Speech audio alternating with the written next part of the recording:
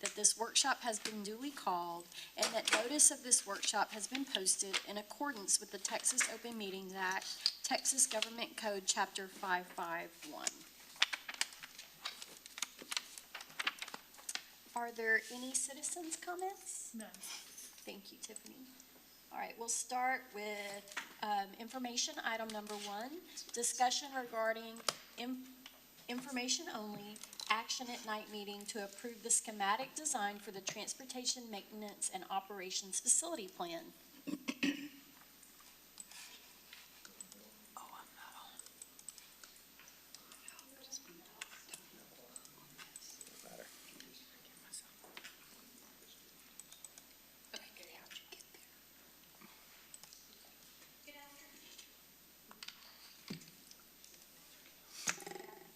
There we go. We're here to discuss the Central Distribution Center and CDC Annex. So if we go to the first slide. Will this change it? Oh, thank you. Thank you, Paul. So we wanted to start with a little background because you may be wondering why I'm sitting here with this discussion. So as we go back and kind of what we've done historically is back in September, we went to the Board Oversight Committee and had that initial discussion regarding what to do with CDC as far as the Bond 2020 funds and how we've allocated funds and what would be the best use of those funds. And then in November, we had the presentation to the Board of Trustees, as well as working with our stakeholders as far as programming and what that might look like if we didn't stick with that one building, but maybe looked at other options as well. And then in December was the Board Finance Committee meeting, and then the bond oversight as well. Again, we went back to them. And then we continued with programming of sites with our stakeholders. And then, of course, all throughout that time, we've had ongoing meetings with the architects, with the construction company, and with the facility stakeholders. And not just the CDC, but we've also brought in maintenance and transportation. And that's what got me in this seat. And so we can go, Paul, if you want to click the next one. Can I have this? And I'm going to hand it over to Paul. So based on that November workshop meeting, we were tasked with a bunch of questions and concerns with the inclusion of CDC and CDC Annex, and hopefully we can address all those today. But with that, one of those got brought up with how many employees and everything do we have at those two current facilities? And currently there's 8 employees that encompass school nutrition, 6 in the warehouse, and Alpha Best rents a space, and they have roughly 1 employee, maybe 2 that come to their facility there. And then in our annex building, we have 5 that are part of custodial. 3 of those are their supervisors. They have one of the employees there kind of maintains all of their equipment, and then they have a receptionist that stays there as well. And then 3 employees in print shop and 1 employee that encompasses our records department. And then you see like 28,000 square feet is our CDC building, 8,000 is our CDC annex.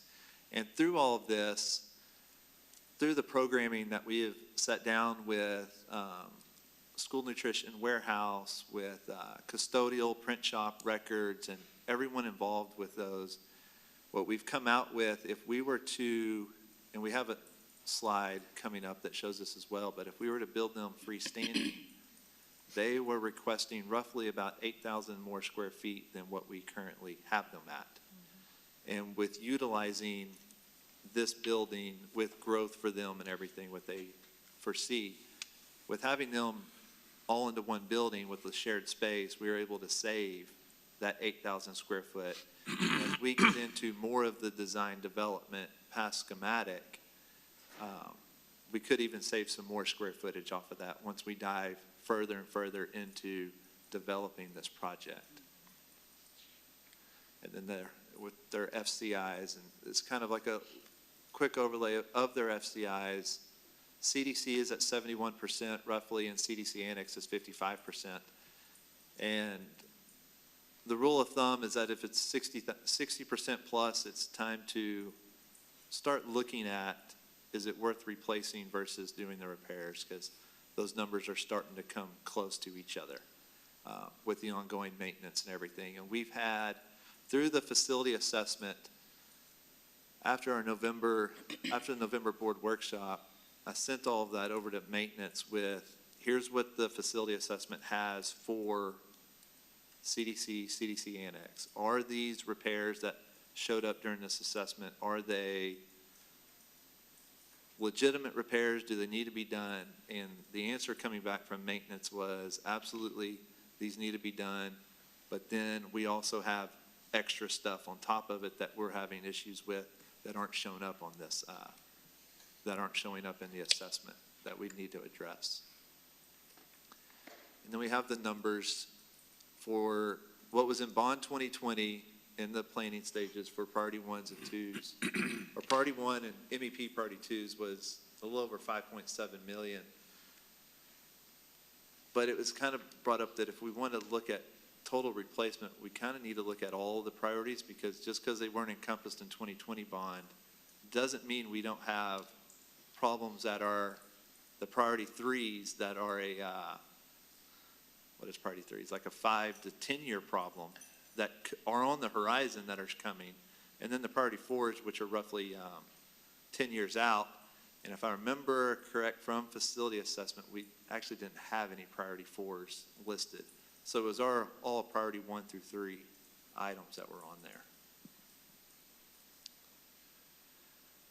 And then looking at combining the facilities, like I stated earlier, there's a square footage savings of around 8,000 square foot if we were to combine them versus at some point rebuilding new for them with what they requested for growth and extra space that they're needing with their current layout.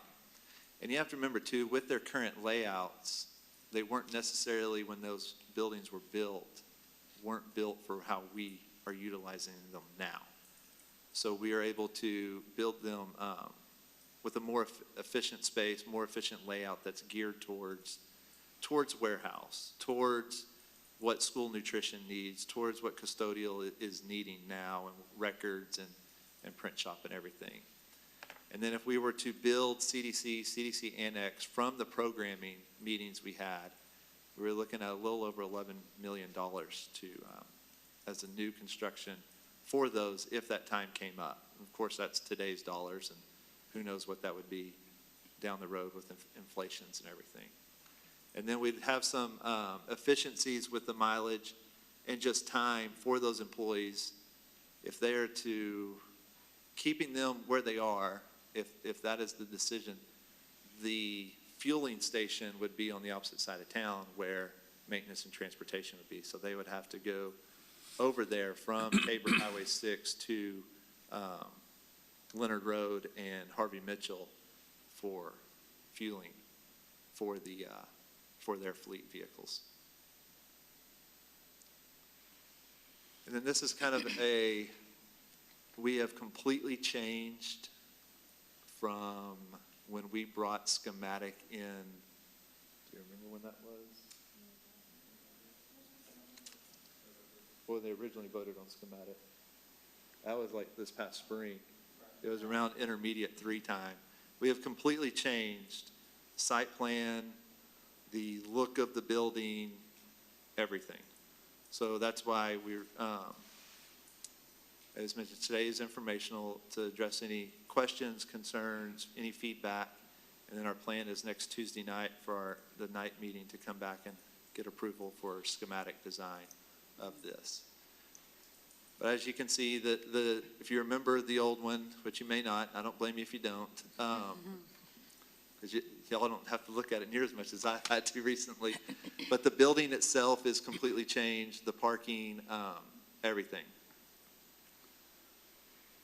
This is kind of where we've landed right now on a interior layout of the building, with the main entrance is on the top of the slide in that yellow with the box somewhat drawn around it. And as you come in, you'd have child nutrition there as you come in on the left. Then you'd get into the custodial area, then records, the print shop area. That wasn't custodial there. Child nutrition, then the records area, then custodial, and then maintenance. With transportation encompassing everything over here on the right. And as you first come in on the right, you would have the big conference room area that would be able to either turn into 4 separate rooms or 1 large room, 2 large rooms, however you wanted to coordinate it, and to have meetings that would hold all the bus drivers if that was a need, if school nutrition needed something with all of their employees in the district, they could have them all at one site instead of having to do multiple meetings at various sites. And we have that option with how it's laid out. All of maintenance would be there on the back of the building with their shops and their areas, offices. Then you'd have the warehouse space that would be a shared space, but it would be marked off with maintenance warehouse, with food services warehouse, with a climate controlled, and we were thinking kind of just like chain link fencing within there, like a 6-foot tall chain link fence or something to mark off the areas for the different departments. I think I'm following you, but can you kind of point to what you're talking about as you go here? Well, let me see, which one's better for y'all to see? Oh. Yeah, it doesn't show up on the screen. For instance, that conference room, I guess you can't do it on the screen. Well, if you can't do it on our screen, I guess it may be kind of hard, but where's that conference room that you were talking about? It is the blue area as you're looking Blue. at it to the left, Okay, all right. where it has the yellow, like hallway looking. Yeah, that's what I thought. Just- Yeah, Yeah. when he said right, what he was talking about is when you walk in the walk in, building, yes. it's on the right. So I was like, I was walking through the building. Right. It's to the left on your image. I got you. To the left of the hallway. Yeah. Right. So Paul, that brown area by the conference room, we think that's a kitchen area? On the top of it? Yes, that is a break room, kitchen area. One thing that was brought up from school nutrition was some type of test kitchen. So that when they have vendors come in that bring food samples, they would want their request was a commercial type oven set up so that they can replicate what it will be like in the cafeteria kitchen itself. They've never versus- had that before, have they? Right, and versus like right now, they have one that you would find pretty much in your home. And the way that they were explaining is that it just cooks different versus the commercial. So we don't really get to see the true results, where this would give them that. And then going down that path too, like, I know maintenance does a lot of team building events they do lunches together quite a bit and everything. So we added a second one, just because with that being a test kitchen, we added that second break room there at the back of it to give another option for maintenance, transportation as well, to have that space in case that front one's being used, another one wants to use it. We have that availability now for multiple departments and to give them more Paul- break space. You showed us numbers of what we're talking about for custodial maintenance. So with all the folks who'd be in this building, like what's that number of people? The Yeah. total number of people? Yeah, That I don't know. Go Julie, go Sorry. Julie. Yes. well, I mean, I know we have a lot that work for transportation, and I know who's at the CDC, those numbers were pretty small, but when you look at the whole, I mean, it's a large number of people, Oh, absolutely. And what's nice about the facility is we're all going to be sharing. yeah. You know, a lot of people will embrace that. You know, you'll always have those that, you know. A lot of the time, it's only gonna be a few times that everybody's gonna be there at the same time. Exactly. And so, And you'll notice Meetings. even from our transportation meetings, when we were working on the design for transportation, I think y'all were the ones that gave us the feedback about having more picnic type outdoor areas for eating and gathering. And you'll notice that in Courtyard. There's the a- image here, we kind of kept that same feel. Yeah. Yeah, in the original schematic, it had a large courtyard on the back of the building. But we really couldn't encompass that with this new schematic. So we put it on that, as you're looking at the picture of the left side, right there off one of those break rooms. We were able to bring that back. And like in this picture with the site plan, the visitor and staff parking is a lot. It is a lot of staff parking. That is mainly because of the number of bus drivers. Yeah. When they come in, they need somewhere to park. It may only be for a few hours in the morning, a few hours in the afternoon, and it's empty most of the time. But we have to encompass the number of parking spots for them to park. That would be well lighted. Yes, ma'am. And we're within our programming, it's not on this site plan, but we've brought it up to PBK and there where, once we get into it and stuff, and we may be able to utilize some existing spots, not have to add anything, but we've talked about putting, 10, 15 spots inside the fenced-in area where the buses park, our White Fleet parking is and everything for our trip buses. So athletics, like they leave, like one of the things that triggered me was the playoffs, the football playoffs where you had, I believe, Rudder was in Marshall, you had Bryan High in the Dallas area, and they were getting back at 1, 2 o'clock in the morning, whereas those drivers can park inside that fenced-in area, that secured area, so when they get back late at night, they don't have to leave the secured area to get to their vehicles and leave. They can get in their vehicle there and then leave the secured area. So it's a little safer for them as well. What is the trailer parking? What trailers do we have parking there? Those are a lot of maintenance trailers. They have quite a few trailers of flatbed trailers, of their plumbers have trailers to hold equipment, just different trailers that they have. They have quite a few trailers in their department.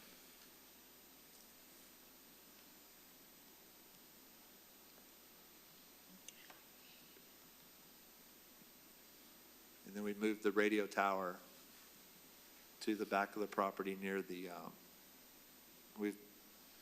Transportation and Warren have said as long as it's on site and near, it doesn't have to be right there at the building.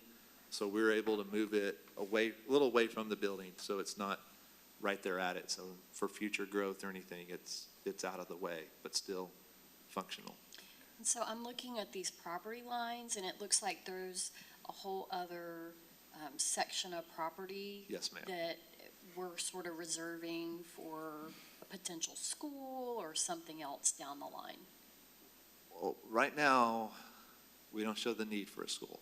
But in the future, whatever it needs to be, it could be. We have done some site plans where we could fit one. It would be extremely, extremely tight, but it could work. Extremely tight for what? For like a middle school? Mm-hmm. Yes, ma'am. Having been in and out of the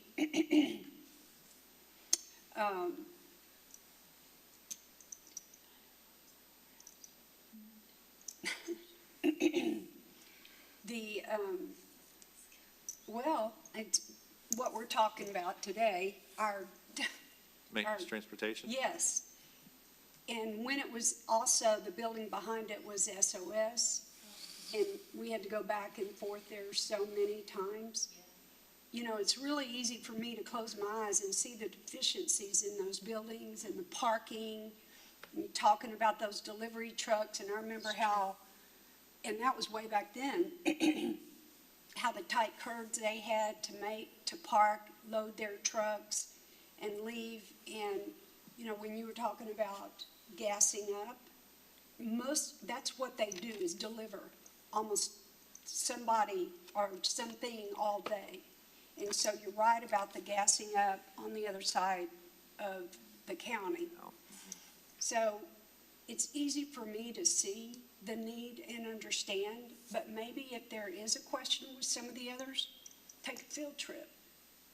Let them go out there. if they really do have a question about those two facilities and the parking and the people and the squashed and just a thought, you know, if they're not sold just before And it's all said and done. when I first started at the district, I officed in the auxiliary services building where maintenance and them are located. And there are times where you would have deliveries of whatever, vendors delivering stuff, and nope, you're wrong place, you need to go across the highway, it's that warehouse. Or vice versa, they would have someone show up, nope, that's maintenance, you need to go across the highway, it's 3,000 Bonham. So there was always that confusion where you have this one location, we don't have to send them, hey, you need to go across town, it's over there. Well, they've already left for the day or something, and no one's there now to take their delivery. Because now it's 30, 40 minutes after the time or something, so. So the maintenance building that's across the highway, so I thought we were keeping that one. Maintenance and transportation are going to be demolished for No, intermediate. but I'm talking about the maintenance CDC. part, the new thing. that- Central Distribution Center, yes, ma'am. No, so this is, so. Oh, grounds. grounds. The And grounds the pavilion. The yes. Yes. Yes, we are keeping that building. Yes, So Okay. grounds is not in this schematic drawing, Okay. no ma'am. yes. And how is that related to maintenance? I mean, are those completely separate kinds of things? Okay. They are. Okay. They're under the maintenance umbrella. Like Ron Clary his maintenance or grounds is underneath his supervision. So this doesn't move everything. It does not move grounds Is at that this the time. only thing that wouldn't be here then? That is it. That is. But you may have noticed when he had print shop / flexible space, there is an opportunity, should we decide one day, years down the road, to ever move that grounds facility in with this, I think we would be afforded an opportunity for that. Where's the current fielding station? It is at the transportation building. So is it going to be in the way, or can it stay there and just have a new one over here too? Would that be a big deal? It's in the middle of the Intermediate. playfield for intermediate number 3. Okay. Probably not a good idea to cap that and just leave it there. Hang on it. Okay, Ruthie, I didn't know where it was, so I just asked. Just Okay. ask. Right, it's middle of the playfield or the parking lot? I think it's the playfield. I'm pretty sure it's the playfield. It's right on the edge of the parking lot and playfield. And as far as all the issues with the existing layout and so on, this was all about, and my questions have always been about wanting complete information. I was, certainly a lot of the information early on, I felt like I needed more, and you're giving us more, and that's good. I still don't know about the foundation of the existing building, because that was brought up as a possible problem, but it was not a known problem because it was just sort of speculation. Those are the kind of things that I was looking for. And anytime we get a presentation, I want to know pros and cons, not just cons or pros. I want to know pros and cons, because there always inevitably are pros and cons. One of the things that makes this a lot easier for me to support, because I was concerned about just taking a building that probably did have a lot of still solid features about it, was that what is the acreage on the existing CDC area? I think it's around 7 to 10 acres. Okay. Well, what I'm leading to is that it's going to be a whole lot easier to feel good about this, and for the taxpayers, more important than me, to feel good about this, is if we're going to recognize that we probably are not going to need that space considering where it is, and it being a high-value piece of property, hopefully that it would be sold, and that would help offset some of this cost. Has that been given any thought?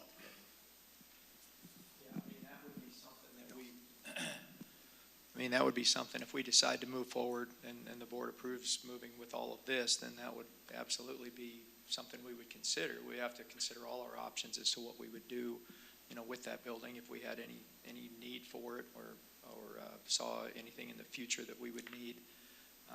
Land is hard to find, as we've found in the other things that we've bought, so we want to make sure that we wouldn't need that. But Well, it just didn't sound like it'd be the size of something that we'd be likely to need, because it's not big enough for a school, obviously, and, or we wouldn't need it as an elementary right there anyway, so even if that would be big enough. So that would, I think once if it's something that you just can't foresee anything in the near future, I don't care how hard it is to get land, if you're not likely to need it, and getting that back on the tax rolls and getting that money in to perhaps pay off some of the bonds early and so on would in my mind, be a real plus. So I know that's not directly connected to this, but it is in a way, because it's just easier to support something when we're not just going to hang on to something that's just going to sit there and continue to deteriorate because we're not using it.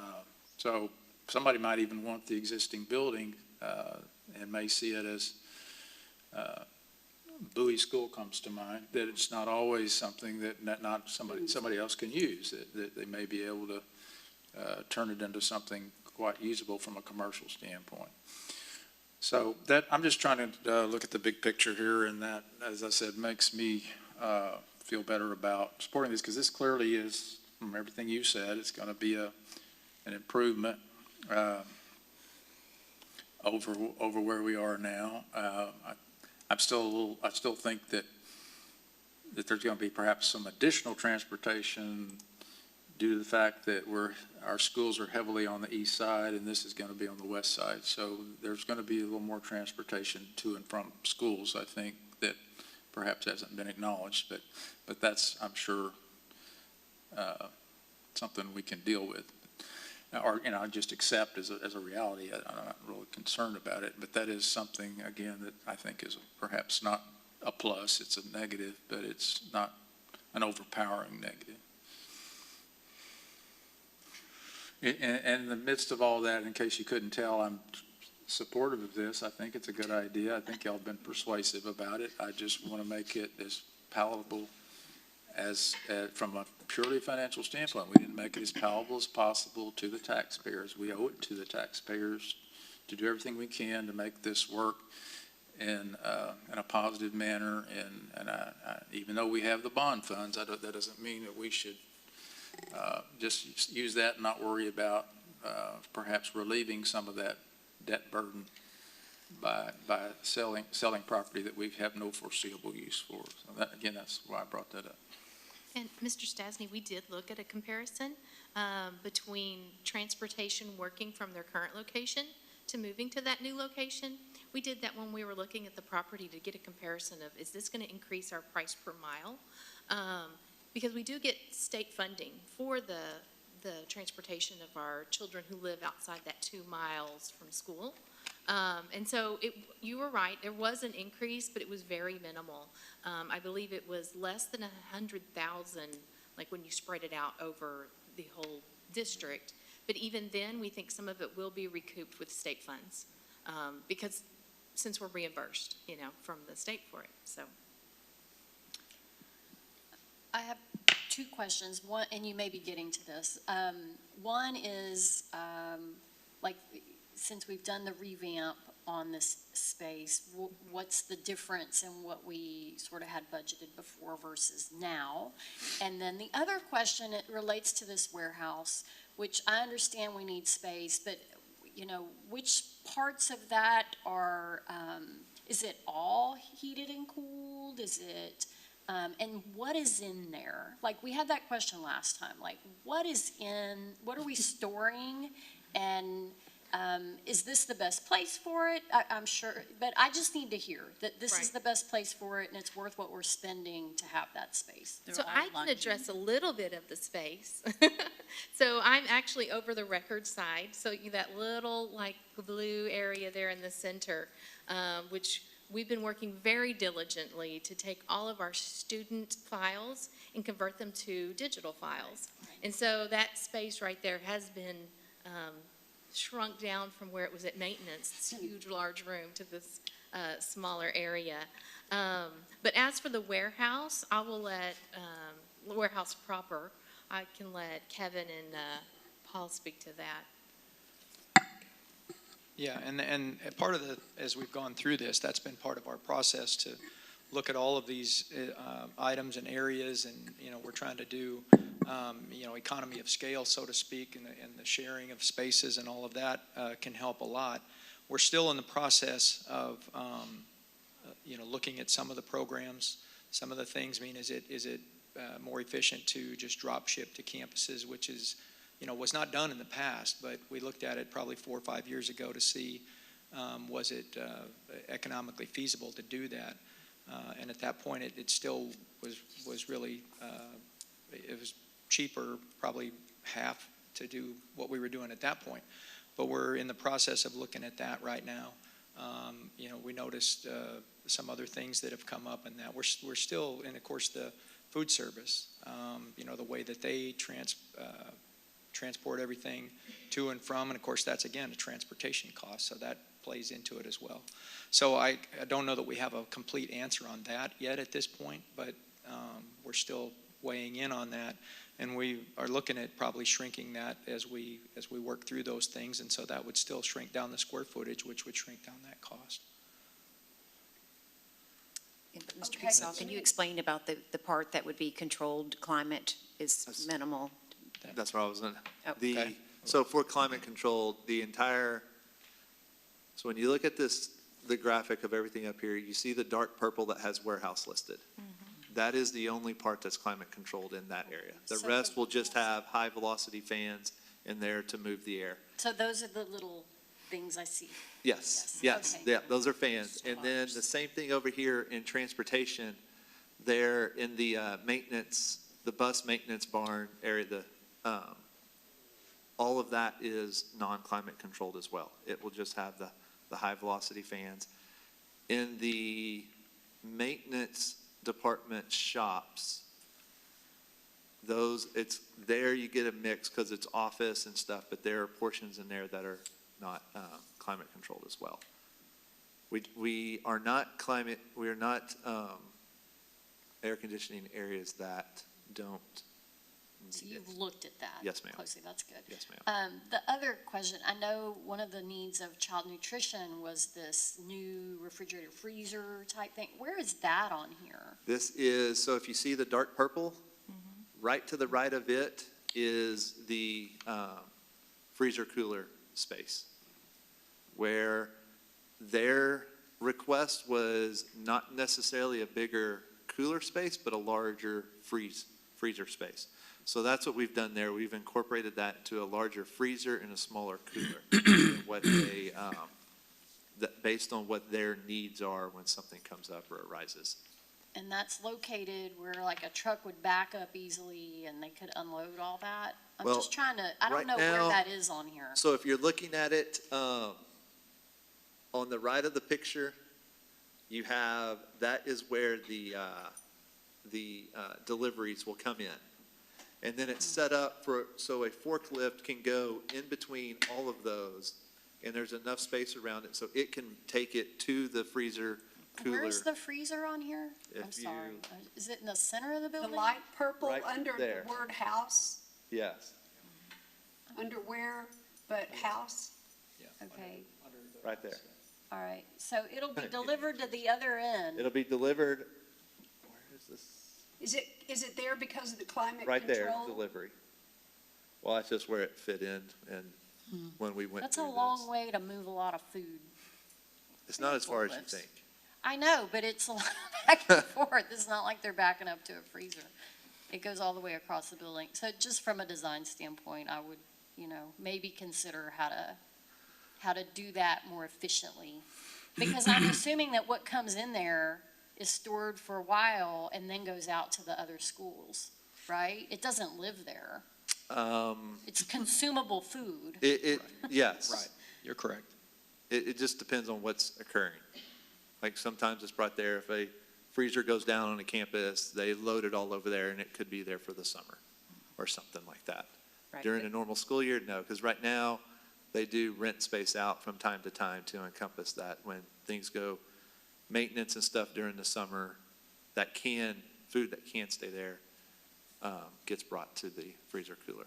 But these are good points, and we forgot to mention that we have Yeah. PBK, the architects are here with Taking us, and I notes. can see Sure, they're taking copious on notes. all this too, on how, They're making revamp. note, very, and that's the purpose of today, is to get feedback to possibly shift some thought yes. before we come back in with schematic design, so. Right, because the other thing too, I mean, and if PBK added in, but you have all the loading docks and those on one end.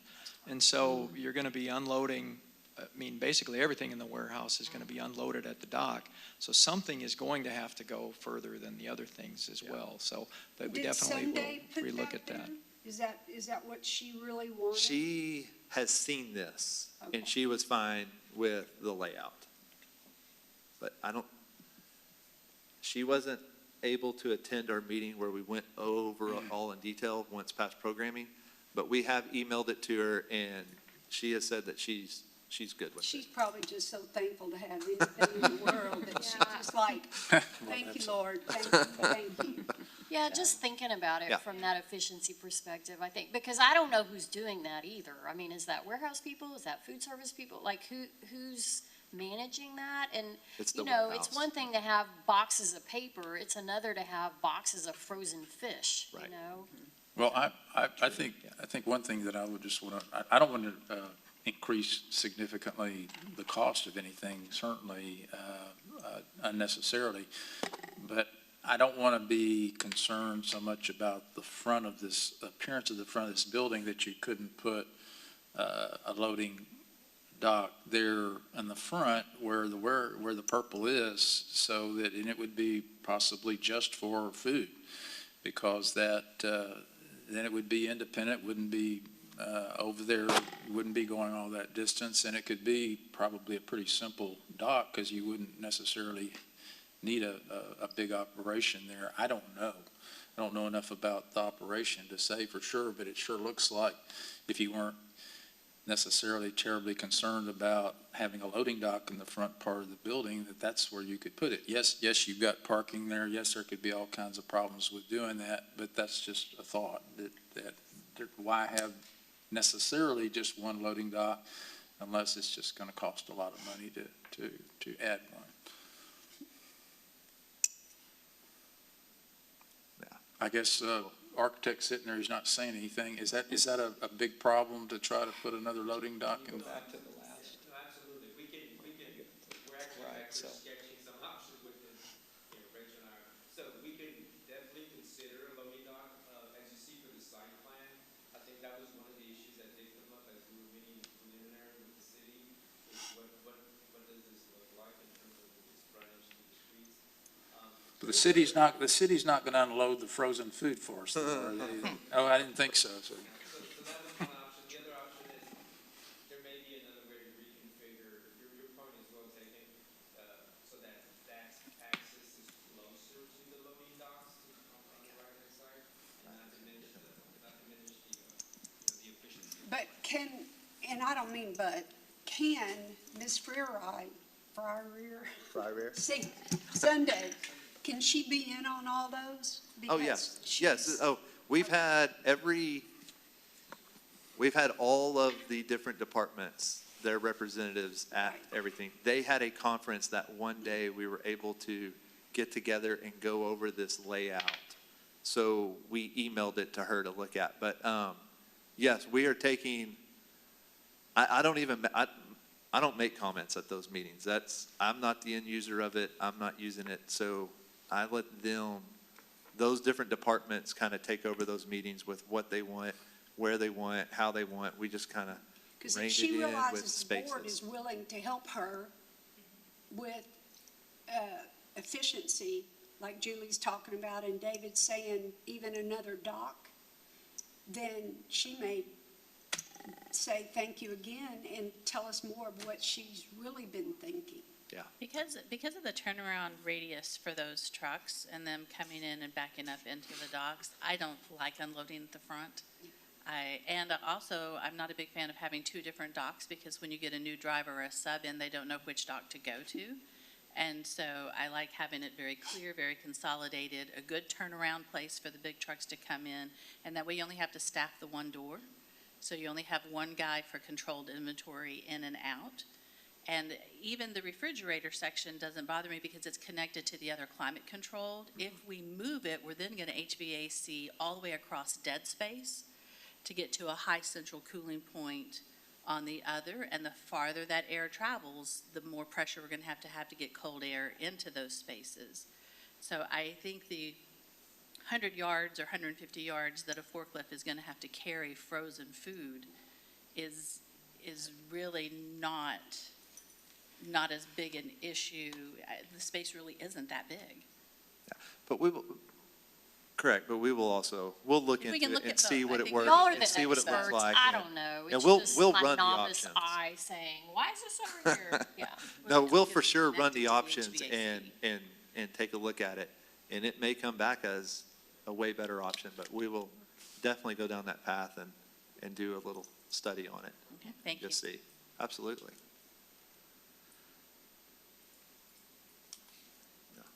Oh, here, this was my question, yeah. I knew you were going to. We were getting there.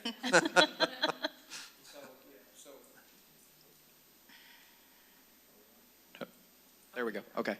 So when we've looked at this, this is just the basics. If you look at the original transportation and maintenance design, the construction budget in the bond was $25,525,000. And, that's looking at just that transportation without CDC and all of those things. If we go and combine that and add CDC annex to the maintenance and transportation building, then the construction budget bumps up to about $34,681,000. If you look at the priority ones and twos, threes and fours, all of the things that would be coming due in that building as it's projected now for the CDC, that'd be almost another $7 million. So you combine those, you're still about $2.2 million there over what we would look at. But we're still, as I said, looking into the areas that we could scale down. We've talked about a couple of things, different ones that we are not quite ready to bring to y'all yet at this point. But a couple of those options could bring that number down to $1 million or less at this point. And we still, our main goal with this is, I think we said it at the last meeting when we were talking about this. My goal would be to get this down to a point where we're adding them to this facility and not adding anything else to the price. So, I mean, that's our ultimate goal. That's where I'm trying to get. I don't know that we can get exactly there, but I think we're going to get pretty close. And so we would have, a new facility with everybody in that one, and still have, as Mr. Stasny pointed out, that old facility would be an option to do something else with it, sell it perhaps if that's, the route that we wanted to go, which could recoup some of those funds as well. Is that?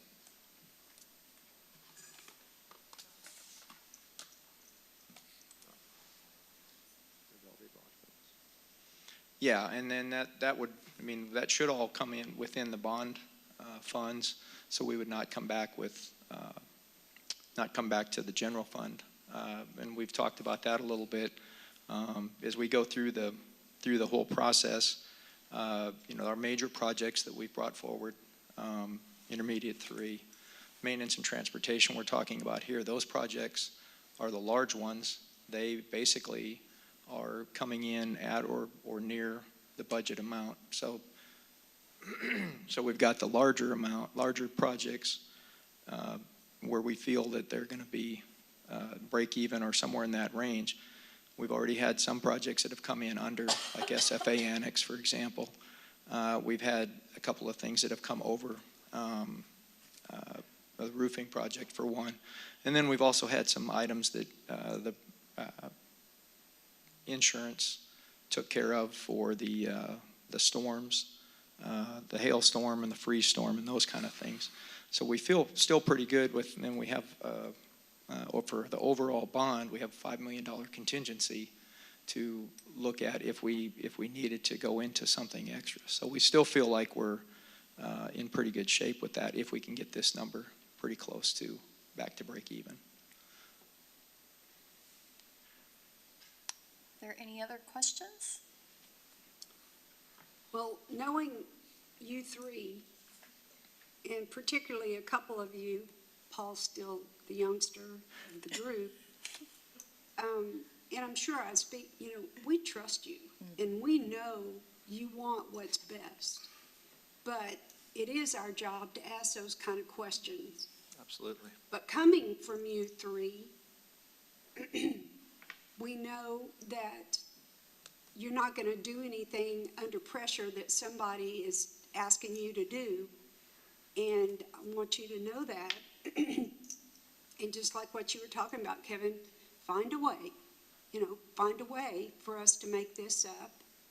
And it's going to be, if it works out, it's going to be humongous for the people that it works out for. And those few that we were talking about and what threw me a minute ago, I kept trying to say CDC, but right now, the other term for CDC is kind of like almost negative. So I kept trying to say CDC, okay, is it CDC? Anyway, even though there's not a lot of people involved, it's going to make a huge difference.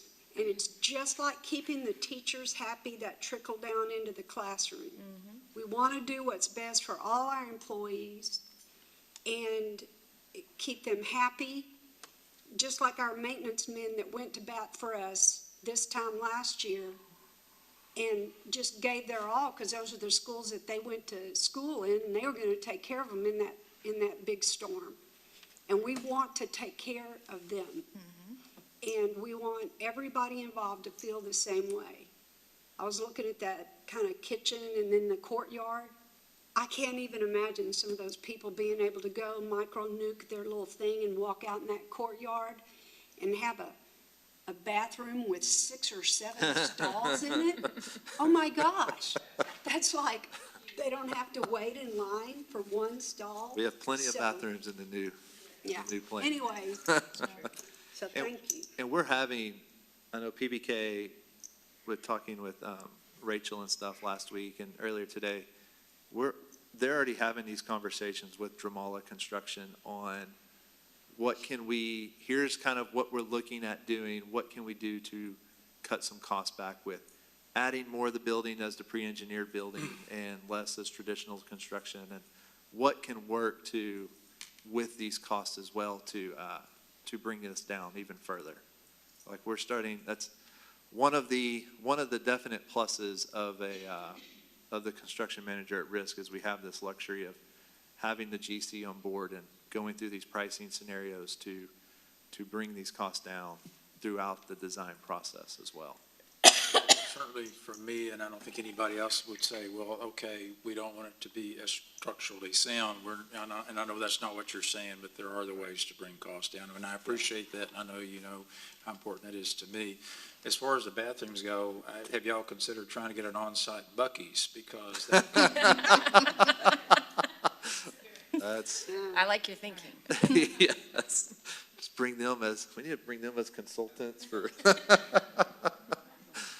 But kind of like our schedule for this we've met with the city in December. We have to go through the rezoning and everything, zoning and plating with them on this new piece of property.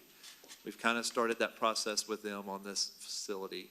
Of course, January, we're here today for this portion of the informational, and then the plan is next Tuesday coming back that evening to get approval and schematic design, and then coming back in February at the night meeting then for design development, and February finalizing our site purchase and rezoning.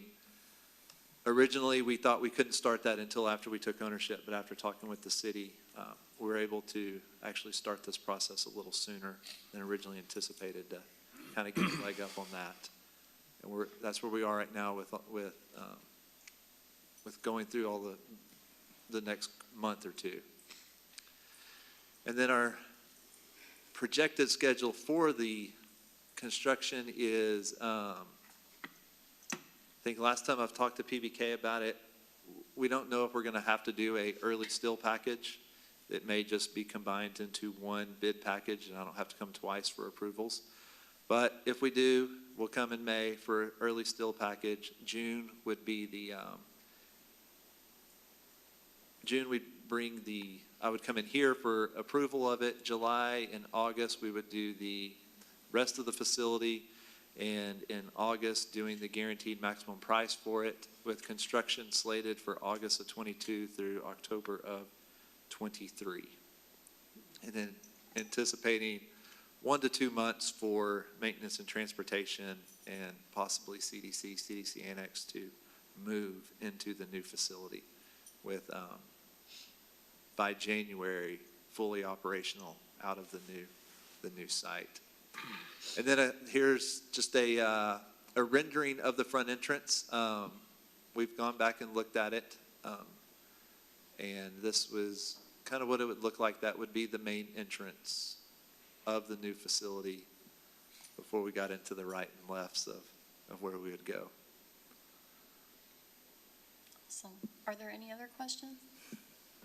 Well, I personally appreciate the approach taken to try to figure out where those efficiencies are. And, you know, I hate having efficiency done to me when I feel like I'm losing quality.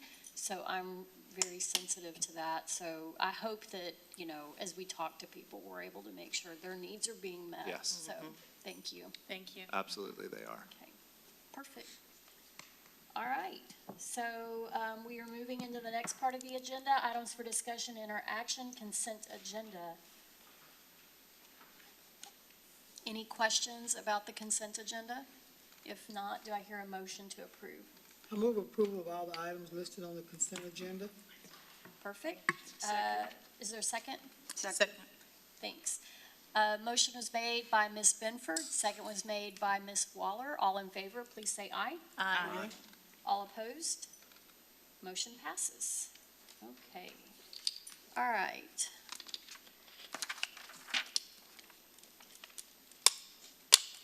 Let me find this part in my book, sorry. The board will now convene in closed session to discuss the following items as allowed by Texas Government Code, Chapter 551. This is 551.074 and 551.072. No voting will take place in closed meeting. Any action the board wishes to take as a result of discussion in closed session will take place after the board reconvenes in the open meeting. It is now 12:58.